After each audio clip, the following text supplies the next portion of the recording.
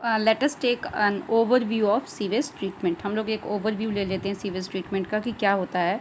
जो waste water होता है, जिसमें हमने कहा था डोमेस्टिक वेस्ट जिसमें सारे का सारा आता है, उसको हम लोग सीवेज कहते हैं। तो सीवेज को की जो फर्स्ट ट्रीटमेंट है, जिसको हम लोग प्राइमरी ट्रीटमेंट कहते हैं। क्या कहते हैं जिसको?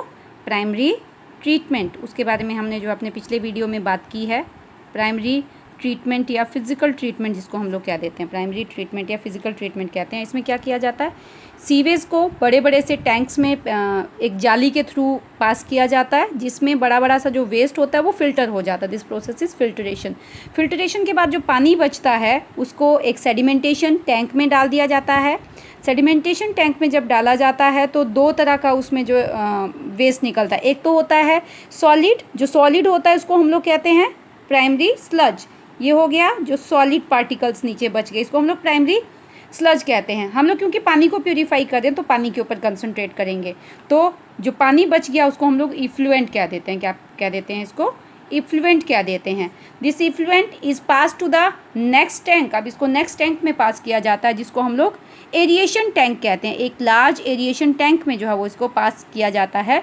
This part of the treatment is known as secondary treatment. इस पार्ट को हम लोग क्या कहते हैं? This part of the treatment is known as secondary treatment, जिसमें देखिए हमने कहा था कि वाटर है, ये एफ्लुएंट को है, उसको एक लार्ज एरिएशन टैंक में पास किया जाता है और इसमें कॉन्स्टेंटली एयर को अंदर पास किया जाता रहता है। ठीक है, एयर को हम लोग कॉन्स्टेंटली इसको एजिटेट करते रहते हैं, हिलाते रहते हैं, ताकि एयर जो है वो अंदर जाती रहे, जिसकी वजह से यहाँ पे विग्रस का मतलब होता है बहुत ज़्यादा ग्रोथ हो जाती है एरोबिक माइक्रो ऑर्गेनिजम्स की। उन माइक्रो ऑर्गेनिजम्स को हम लोग फ्लॉक्स कहते हैं। फ्लॉक्स में क्या होता है? Masses of fungi and bacteria. Masses of fungi and bacteria जो है वो यहाँ पे प्रेजेंट होते हैं। फंजाई और बैक्टीरिया दोनों चीज़ें इसमें प्रेजेंट होती हैं। तो ये फंजाई और बैक्टीरिया क्योंकि डिकम्पोजर्स हैं, तो उस जो ऑर्गेनिक मैटर होता है पानी में उसको ये डाइजेस्ट कर लेते हैं। अब डाइजेस्ट करने के बाद अब इसके बाद जो यहाँ पे हमारे पास फर्दर जो पानी बचेगा उसको कहाँ डालेंगे? नेक्स्ट उसमें डाल दिया जाता है। That is known as anaerobic sludge digester. उसको हम लोग कहाँ डाल देते हैं? एनारोबिक स्लज डाइजेस्टर में डाल देते हैं। पहले वाला जो है वो एरोबिक था, इसके बाद जो इसमें डाला गया टैंक में वो था एनारोबिक स्लज डाइजेस्टर। अब इसमें जो माइक्रो ऑर्गेनिजम्स ग्रो करेंगे वो एनारोबिकली ग्रो करेंगे। कैसे ग्रो करेंगे? एनारोबिकली ग्रो करेंगे। और जो बाकी का जो अब इसमें और भी जो ऑर्गेनिक मैटर होगा उसको वो डाइजेस्ट कर लेंगे।